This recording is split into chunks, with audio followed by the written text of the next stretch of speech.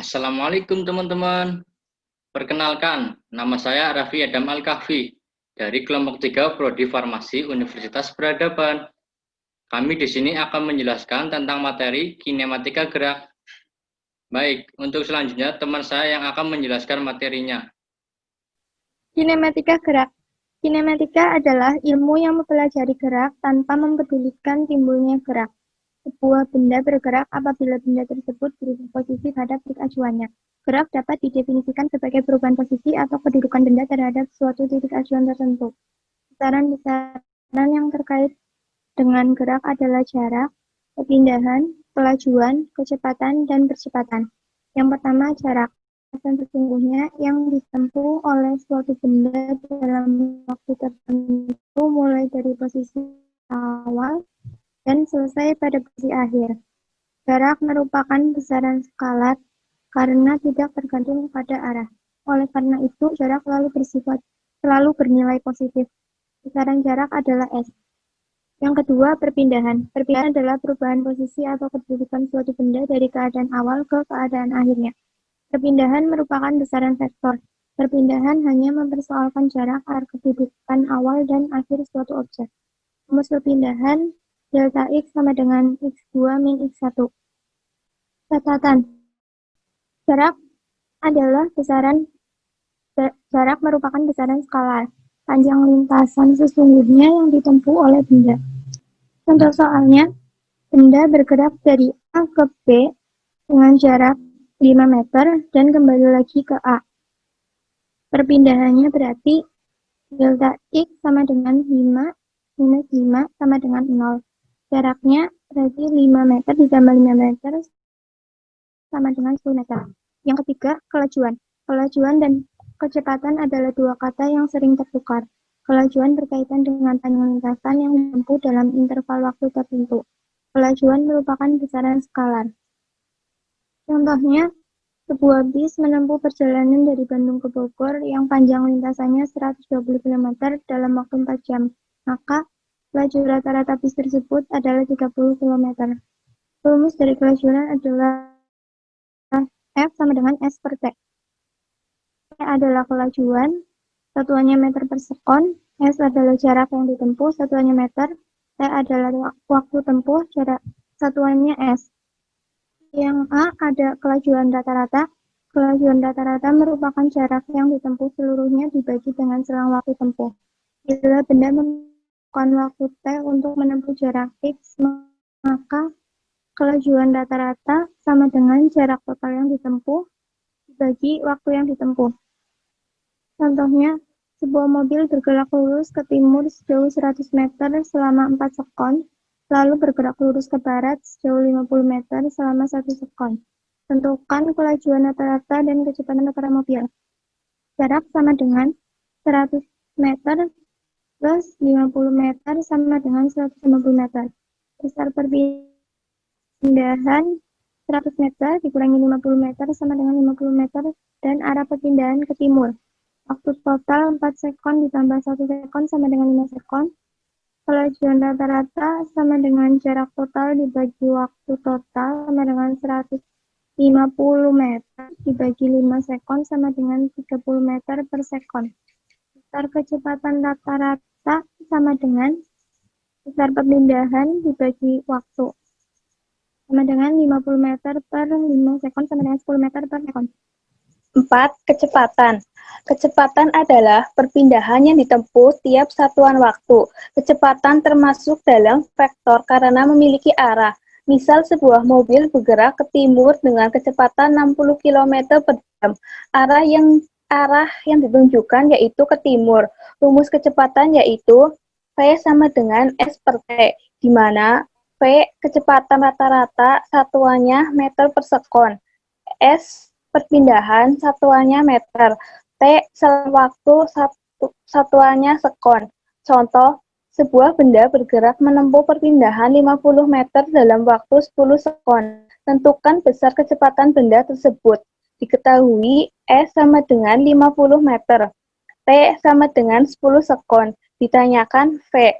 Penyelesaian V sama dengan S per T sama dengan 50 dibagi 10 sama dengan 5 per meter per sekon. A. Kecepatan rata-rata. Ketika kita melakukan perjalanan dengan mobil dari satu kota ke kota lain, tentulah kita melewati jalan yang tidak selalu lurus. Jalan yang tidak selalu lurus menyebabkan kendaraan yang kita gunakan kecepatannya berubah-ubah. Karena kecepatannya yang terjadi tidak tetap, maka nilai kecepatan yang digunakan adalah kecepatan rata-rata. Kecepatan rata-rata didefinisikan sebagai perbandingan perpindahan benda dengan selang waktu yang diperlukan. Besarnya kecepatan rata-rata dari suatu benda bergantung pada perpindahan dan waktu yang dibutuhkan untuk melakukan perpindahan tersebut. Persamaan dituliskan sebagai berikut. Kecepatan rata-rata sama dengan perpindahan N per waktu yang diperlukan.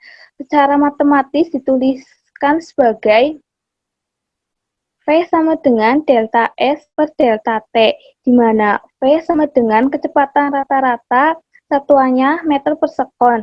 Delta S sama dengan perpindahan satuannya meter. Delta T sama dengan perpindahan waktu satuannya sekon. Contoh, suatu benda bergerak lurus ke arah timur sejauh 100 meter dalam waktu 2 menit, kemudian berbalik arah ke barat sejauh 400 meter dalam waktu 3 menit. Hitunglah kecepatan rata-rata benda tersebut. Penyelesaian, misalkan benda yang bergerak ke timur diberi tanda positif dan benda yang bergerak ke barat diberi tanda negatif, maka X1 sama dengan 100 meter, T1 sama dengan 2 menit sama dengan 120 sekon. X2 sama dengan min 400 meter. T2 sama dengan 3 menit sama dengan 180 sekon. Delta X sama dengan X1 ditambah X2. Delta X sama dengan 100 meter dikurangi 400 meter. Delta X sama dengan min 300 meter. Delta T sama dengan T1 ditambah T2. Delta T sama dengan 120 sekon ditambah 180 sekon. Delta T sama dengan 300 sekon. V sama dengan delta X per delta T. V sama dengan min 400 meter per 300 sekon. V sama dengan min 1 meter per sekon. Jadi, kecepatan benda tersebut 1 meter per sekon dan tanda negatif artinya kecepatan benda arahnya ke barat atau dapat ditulis kecepatan benda 1 meter per sekon ke barat. B. Kecepatan sesaat. Kecepatan sesaat yaitu kecepatan rata-rata apabila selang waktu mendekati 0. Jika kecepatan rata-rata delta T atau perubahan waktu mendekati 0, maka limit kecepatan rata-rata disebut kecepatan sesaat atau V dan dapat dituliskan V sama dengan lim delta T mendekati 0 sama dengan delta S per delta T, dengan Vs sama dengan kecepatan sesaat satuannya meter per sekon. Meter delta S sama dengan sekon akhir dikurangi sekon awal sama dengan perpindahan. Delta T sama dengan T akhir dikurangi T awal sama dengan perpindahan waktu atau sekon.